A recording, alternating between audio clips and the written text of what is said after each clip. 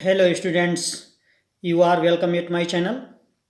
Last videos में हम लोगों ने इस एक्सरसाइज के दैट इज एक्सरसाइज 9.1 का क्वेश्चन नंबर 9 तक सॉल्व कर चुके हैं।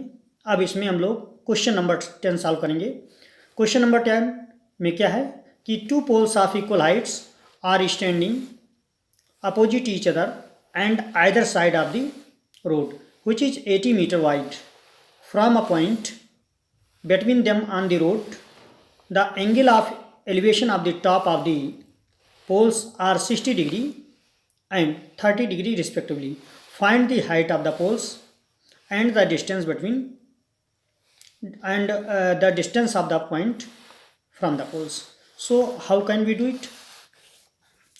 Two poles of equal heights.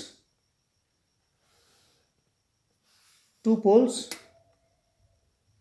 of equal heights are standing opposite each other. एक रोड है, इस रोड की विड्थ 80 मीटर है और इसके दोनों साइड्स पर दो पोल हैं। Suppose A and B and C and D are two poles. They are of equal heights. इस रोड पर किसी भी पॉइंट से एक पोल का एंगल ऑफ एलिवेशन 60 डिग्री है और दूसरे पोल का एंगल ऑफ एलिवेशन 30 डिग्री है। Suppose that this point is ई।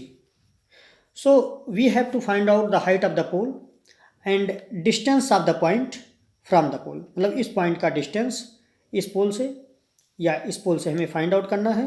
उसके अलावा हाइट्स भी हमें चाहिए। तो कैसे सॉल्व कर सकते हैं? ये चीज़ हम बार बार आप लोगों को बताए हैं कि इस एक्सरसाइज के क्वेश्चंस को सॉल्व करने के लिए ट्रिग्नोमेट्रिक रेशियोज आनी चाहिए। ट्रिग्नोमेट्रिक रेशियोज का मतलब हुआ कि जैसे sine A is equal to P upon H perpendicular upon hypotenuse, cos A is equal to B upon H base upon hypotenuse, tan A is equal to perpendicular upon base. इस तरह से ये आनी चाहिए। तो अब देखिए इस ट्रेंगल में, मतलब ट्रेंगल ए ई बी में हम tan 60 डिग्री की वैल्यू निकालते हैं। तो tan 60 degree is equal to P upon B. P means A B, base means A E. So √3 is equal to A B upon A E. इसको one कर दीजिए। अब in triangle E C D आप tan apply करें। So tan 30 degree is equal to perpendicular upon base, that is CD upon CE. So CD upon CE. Tan 30 degree means 1 upon √3 is equal to CD upon CE. लेकिन ये देख सकते हैं कि चूंकि equal heights है poles की equal heights होने की वजह से ये भी is equal to C D होगा। Since A B is equal to C D, so right here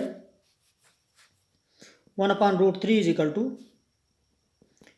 AB upon CE। अब देखिए इसको इक्वेशन 2 कर लीजिए और 1 और 2 को डिवाइड कर दीजिए। Dividing equation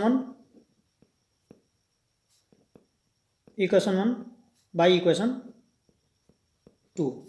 so √3 upon 1 upon √3 is equal to A B upon A E, और जब इसको लिखेंगे ये बी अपान सी तो ये उलट जाएगा, यानी रिवर्स हो जाएगा। सी अपान ये बी कैंसिल आउट और √3 और ये √3 मिलकर के 3 हो जाएंगे।